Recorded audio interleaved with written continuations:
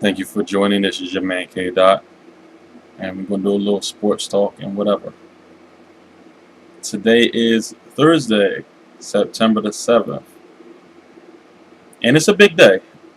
It's a big day in the sports world, mostly because of the National Football League and their official kickoff. And I'm definitely going to get into the NFL shortly uh, and talk about a lot of. There's quite a few things actually that are going on as the season gets started. I want to start with a topic that I don't believe I started with before, and that's tennis. I watched some tennis, not only this past weekend, but during the week at the U.S. Open. It's their big Grand Slam event that they have out in New York City, um, which is their final uh, Grand Slam, their final huge event, really, of the season. Um, and I watched it. It's been really, really good. If you're a tennis fan, everyone isn't a tennis fan. I'm not your biggest tennis fan, but I actually do like to tune in during the Grand Slam events because the stakes are higher, the matches are more intense, a lot more money's on the line. You get longer matches because they go to, on the men's side, they go to the best of 5 sets, and they usually don't do that year round. Most other events they might not do that necessarily. But anyway, I tune in. I love the Grand Slam events in tennis. I definitely have been watching. It's been very exciting in my view. It's been some good tennis.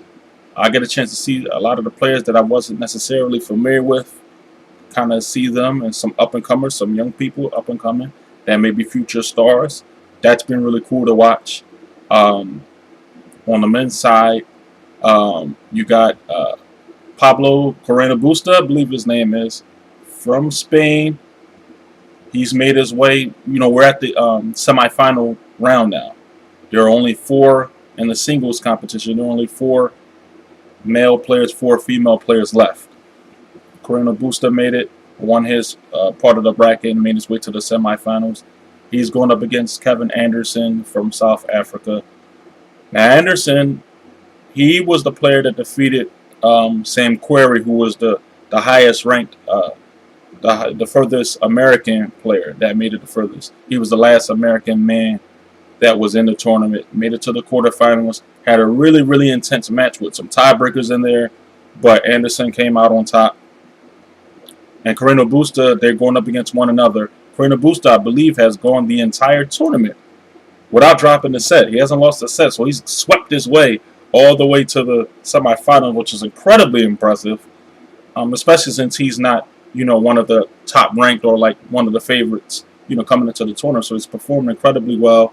And one of the two of them will get a chance to go to the final to compete for the championship of the U.S. Open, which is great for the both of them. I'm pretty sure that neither one of them have ever won a Grand Slam tournament before. So one of the two is going to get their first crack at it, and that's really exciting for them.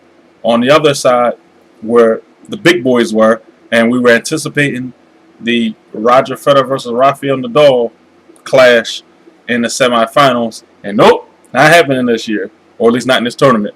So Juan Martín Del Potro came and interrupted the proceedings. He advanced. Nadal also advanced. So Nadal and Del Potro are set to face one another in the semifinals as well.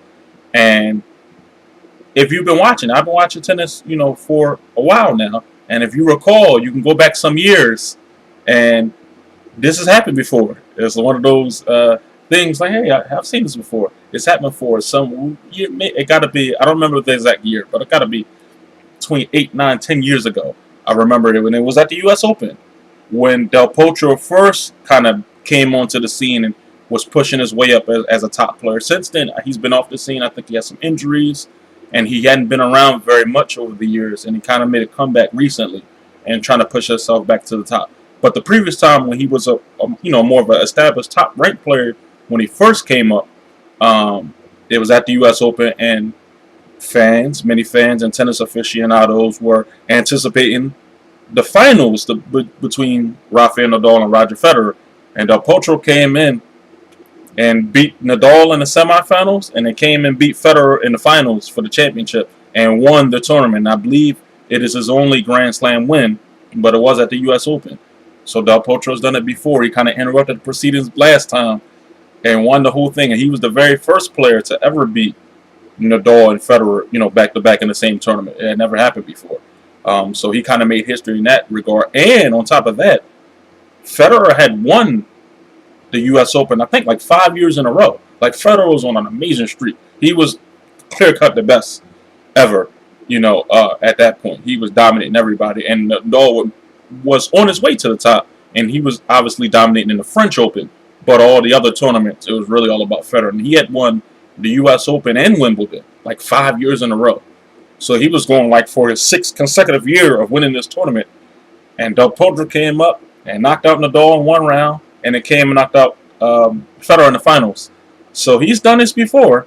He went up against Federer this year, beat him in the quarterfinals in a terrific match. Oh, it was very intense. The crowd was going back and forth from both sides. It was really, really exciting to watch. I enjoyed it. But Del Potro came out victorious. Tough 4 sets. And he's on to the semifinals. Now he got to go up against Nadal, who's the top-ranked player in the tournament this year. Obviously the favorite. Nadal's the favorite to win this tournament. And especially you look at the final players, you got to put your money on him, if anybody. But anything's possible. Del Potro's beat him before. He has a chance of winning the tournament. And then you got a couple of the guns on the other side who are hungry because they're looking to win for the first time with Anderson and Carreno Busta. So I'm going to be tuned in again. It's going to be very exciting. It's going to go right down to the wire. Probably in this match, it could go down the wire in either match. You never know. It's been very tense. It's been very good tennis. You expect players to be playing, at their very highest level. So I'm looking forward to that. Let's get over to the ladies' side.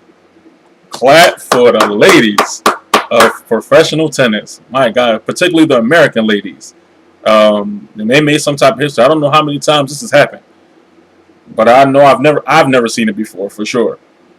So we've had the not one, not two, not three, but all 4 semifinalists are American women.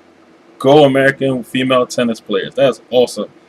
They all were able to advance and beat their opponents on the way to the semifinals. We got Venus Williams.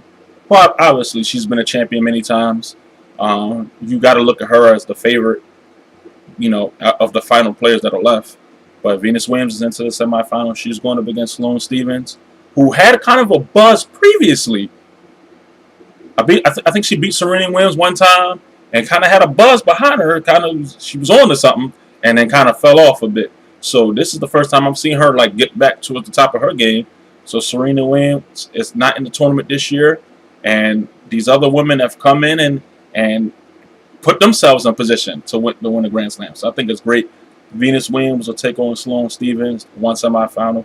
And on the other side, we got Madison Keys going up against Coco Vandeweghe. Coco beat the number 1 ranked player in the tournament to get herself to the semifinal.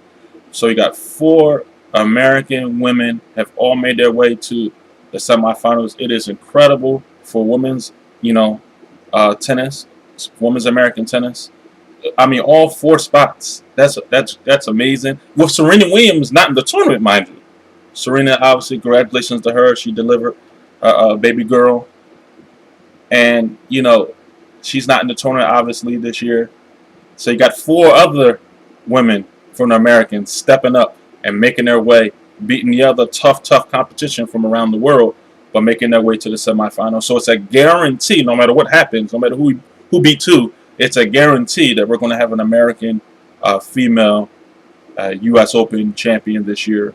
Kudos to all of them that have made this far, all 4 of them, and best of luck. May the best, one win. For me, it's a win for me. And anybody that kind of roots for the American players like I do, it's a win. For me, it doesn't even matter who it is. We're going to have an American champion, which is great.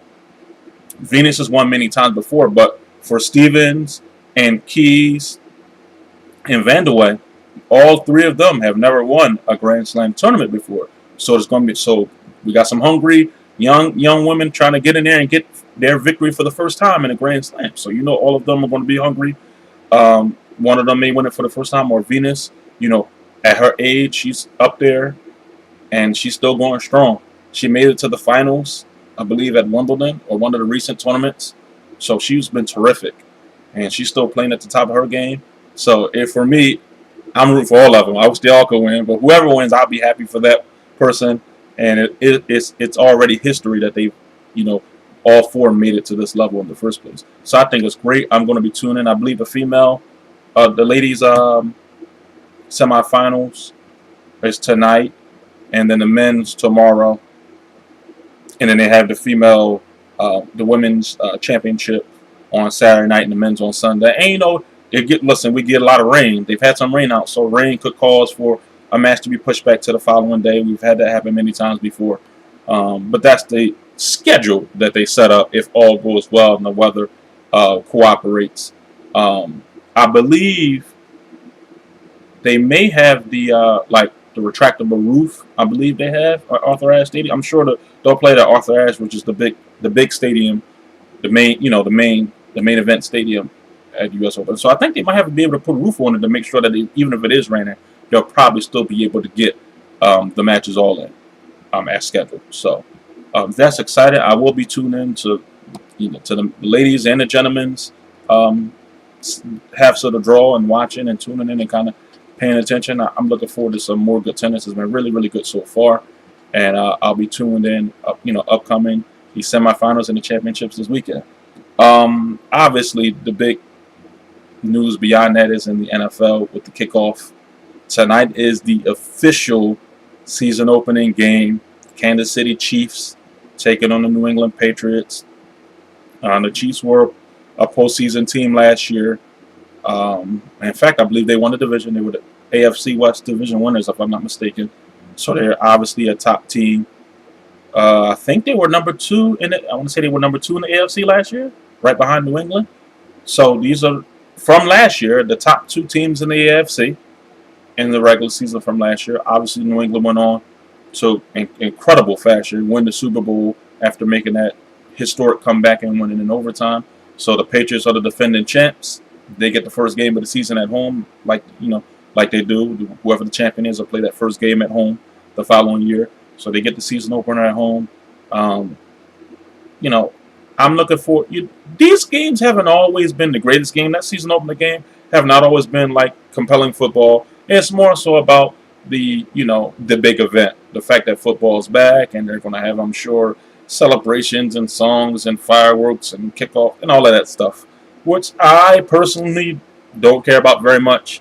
But it is a show for the fans, and it is entertainment, and they'll probably have some concert or someone come in and bring in the new season and all of the fancy things that they do when the season starts.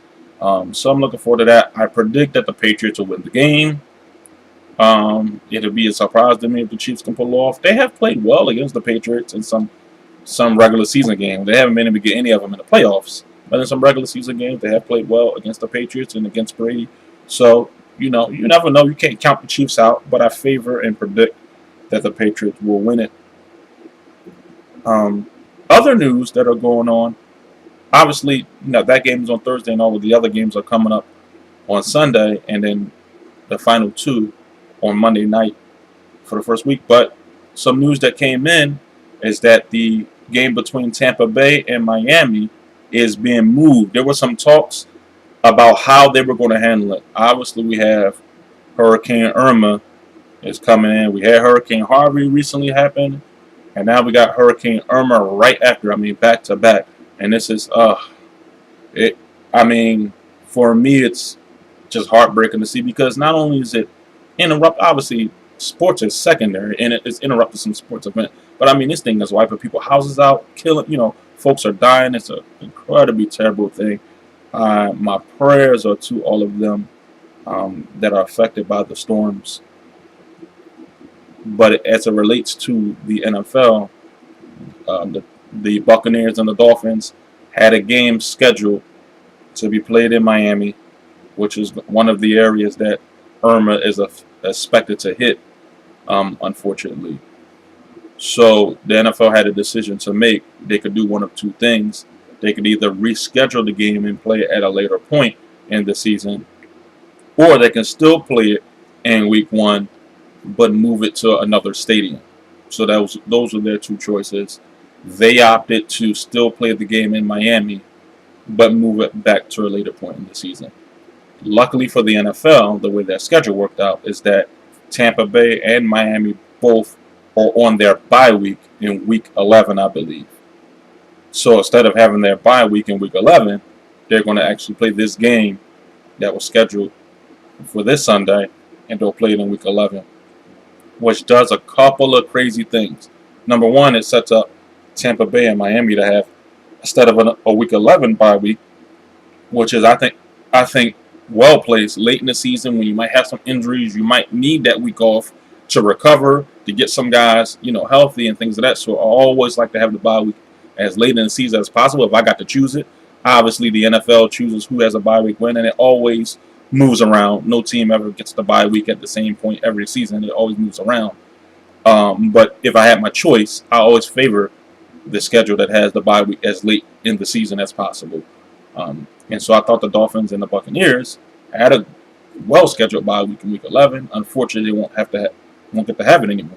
They'll get a bye week in week number 1 and not play this Sunday, and then they'll have to go out there and play for 16 consecutive games, 16 consecutive weeks. With no bye week left, that's going to be incredibly tough on both teams. So that's the kind of downside to moving the game to week 11 as opposed to playing it week 1 and just moving it to another stadium. Reportedly, Heinz Field in Pittsburgh, where the Steelers play, Lincoln Financial Field in Philadelphia, where the Eagles play, were some other stadiums that were, and whatever other stadiums they may have been considering, but I know those are 2 stadiums that they had open to move the game if they decided to move it there. And they decided against that. And I think a big part of that was trying not to mess up the Dolphins, having a home game there. Because what happens is, and another thing when it comes to the scheduling, if you're a Dolphins fan, you're looking at this like, wow, because not only do you got the 16 games in 16 weeks, but now the Dolphins are missing out on their home opener because the other games are going as scheduled. So now week 2 you're on the road, week 3 you're on the road. Then they have a quote unquote home game, but then they got the London game. I think against New Orleans. I think it's New Orleans against Miami in the London game. So they got that game, which is technically a home game for Miami, but obviously they're playing it in London. So the Dolphins don't get an actual legitimate home game that's going to be in Miami until October, like October the 7th or 8th. October the 8th, I believe, is their actual going to be first game that they get to play in Miami, like week 5, which is incredibly bad break for the Dolphins and their fans. And, because of this rescheduling, because of the hurricane disaster, these tough decisions have to be made. So now the Dolphins have to kind of, deal with this situation. So they're going to have these 3 road games, and then they got the home game, but it's a London game. So they don't get to play in Miami as an actual true home game until week 5. And then they finally get a chance to play the Buccaneers, the regular scheduled week 1 game back in week 11. And it'll still be a home game for them. They'll still get their required amount of home games. They just will have to wait. They have to wait. They'll have to backload it in the schedule with more home games than at the beginning of the season for sure. So that's a tough situation for them. I want to talk about. I'm not gonna make a whole lot of projections of records of all the teams or what place everybody's gonna finish in. I'll hold off on that for now. I don't know if I'm going to do that for sure. I will make a couple of kind of predictions. And then I wouldn't consider them to be any type of bold or oh my God predictions, not in my view. But it certainly appears that New England is the overwhelming favorite to win the Super Bowl again. I would be surprised if they don't win it. Tom Brady is their quarterback. He's at the top of his game. He showed no signs of falling off. Listen, remember, Peyton Manning fans and Broncos fans. Remember when Peyton Manning got to the Broncos, he was getting up there in age, and we've seen his play decline. his play declined significantly when he became an older quarterback. He was still able to get out there. He still intellectually was obviously incredible. He's intellectually he was there, but his body, his throwing was all not there. That does last maybe really that last 2 seasons with the Broncos, and they were able with the defense to come through and win the Super Bowl. Before he retired. But I make that comparison to say that look at Tom Brady. You don't see no signs of him slowing down. He don't even look like an old quarterback. He looked like the same quarterback he was 10 years ago, 15 years ago. He was playing at the same level. And New England has an incredible system. They keep him protected. I mean, Brady takes virtually no hits, no big hits in the game. They make sure his offensive line is in place. He always has a lot of targets and running backs and multiple tight ends and wide receivers. He always has a lot of people that he can throw the ball to.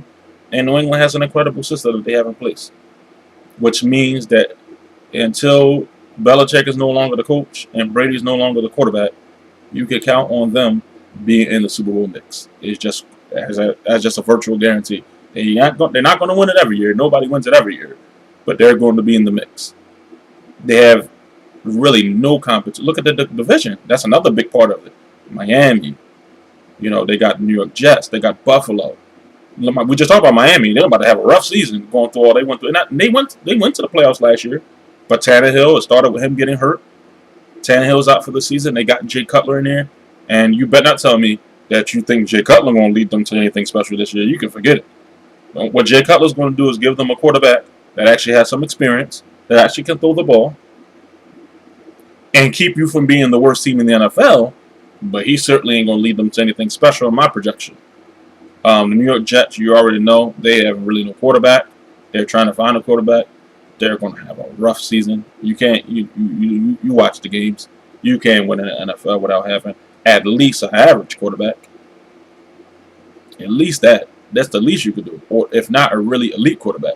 And we've seen, if you look at the recent years, it's really, really been the elite quarterbacks. Obviously, you look at what Peyton Manning did, and he was an elite quarterback, but theirs was basically on defense. But you look at these teams that's been playing in the Super Bowl, Aaron Rodgers, but Roethlisberger, you know how it goes. Eli Manning, when he's playoff Eli, that's different than regular season Eli. Russell Wilson, obviously Tom Brady last year, Matt Ryan. So you look at these are pretty much the best quarterbacks in the game, and those are the ones that are doing the big winning. So, when you don't have the quarterback at least, matter of fact, average ain't even getting it done no more. You got to have an above average at least quarterback, if not elite, to make any type of big noise. And the Jets don't have that. They're going to be awful. They're going to be probably one of the worst teams, if not the worst team in the NFL. I mean, listen, I saw one thing that said they're going to go 0-16. I don't project that. I don't never project somebody to lose every game. They'll get a couple wins, probably 1 or 2 wins at least this season, but it's going to be a rough season. And Buffalo's a team that has been okay, but they haven't made the playoffs in 15 years at least? So you look at that, the reason why I bring those teams up is this is the Patriots' competition within their division. 6 games against them, where it's almost an automatic 6-0. At worst, they go 5-1. Somebody sneak on the Dolphins or somebody will sneak them one game, whatever, and they go 5-1. But I mean, you're off to such an incredible advantage when you have those teams that you're playing with in your division 2 games a year. The Patriots win the division every year. We know that. And they're always in a position to have great record, to be up either number 1 or number 2 in the conference. So they're getting the first round playoff bye. They're getting home field advantage. And it's hard for a team to come up and beat them. So I'm projecting that this is going to be another big season for them. And they're my favorites to win the Super Bowl. If I was to go with someone besides New England, in the AFC, I guess the team that's most likely to try to knock them off, I'm going to go with Pittsburgh. That's the team that looks like Ben Roethlisberger looked like he got. I mean, they got Bell. They got some serious weapons. Antonio Brown. They got a real good team. They got always they're always hard hitting on defense. So I guess that's the team that's most suited, in my view, to beat them. But they went to the AFC Championship last year against New England, and they didn't want none of that work. So if something happens and maybe some injuries or something crazy happens to the point where somebody is able to track them down, I project it to be Pittsburgh. Oakland is definitely a team to watch. A lot of people thought that Oakland last year could have really challenged New England, and I'm sure those same people got to think that they're going to challenge New England this year, as long as they're healthy. Derek Carr, their quarterback, got hurt. That's a big deal. He got hurt right before the playoffs, didn't play. Oakland stumbled, and then got knocked out of the playoffs. So if he's healthy, he's in there. Oakland is, a team that should give them problems, and they're going to play this year. So we're going to see what it looks like, Oakland versus New England. They're going to play later this year. We're going to see how they match up with the Patriots. That's going to be very, very fun to watch. In the NFC, I guess I like Green Bay the best. Atlanta was terrific last year, and I really just think they blew it. I would be surprised to see the Falcons have the same kind of season this year as they had last year. They should be the champions. Oh, I feel bad for Falcons fans. They should be the champions. They had it. They dominated the NFC. They smoked the Seahawks. Obviously, Seattle hung in there. But, it dominated the game. It dominated the Packers. I'm just thinking about what happened last year in the playoffs. They were terrific. Dominated the Patriots for most of the game. And let them come back. And a lot of the times when something this devastating happens, you really don't ever see that team get back to that level again. I project that the Falcons are going to fall back. You can't sleep on the Panthers and Cam Newton, who had an even more incredible season than the Falcons had the previous year. So you expect that Cam and company is going to get back into the mix and really give the Falcons a hard way to go of having the same type of season as they had last year. So that's exciting to look out for. I'm going to be, watching out to see what happens with Colin Kaepernick. I'm a Kaepernick supporter. I really, really, really, really think that obviously he should be employed. You know what? I'm projecting he's going to get a job. Y'all got it. Y'all can't keep Cat out for the whole season. No way.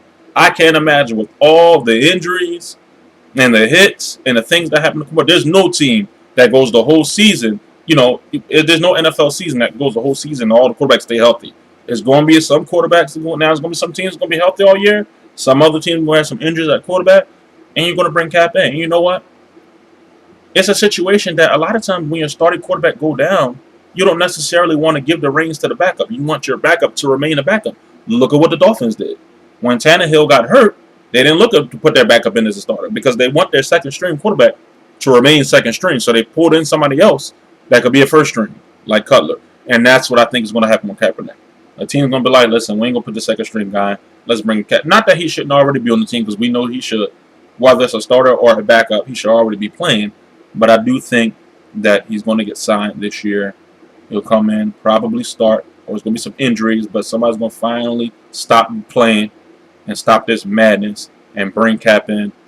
And it's going to be a great thing. A lot of people think it's going to be a distraction. There's going to be a lot of people that's going to be celebrating the fact, in my view, the fact that he's back where he belongs. He should have never been blackballed in the first place. We all understand that. But I do project that he's going to get a chance to play. That's the type of thing that's going to compel me to watch. I actually want to watch. That's the game I'm going to tune into if he comes back. The other games, I'll check the highlights.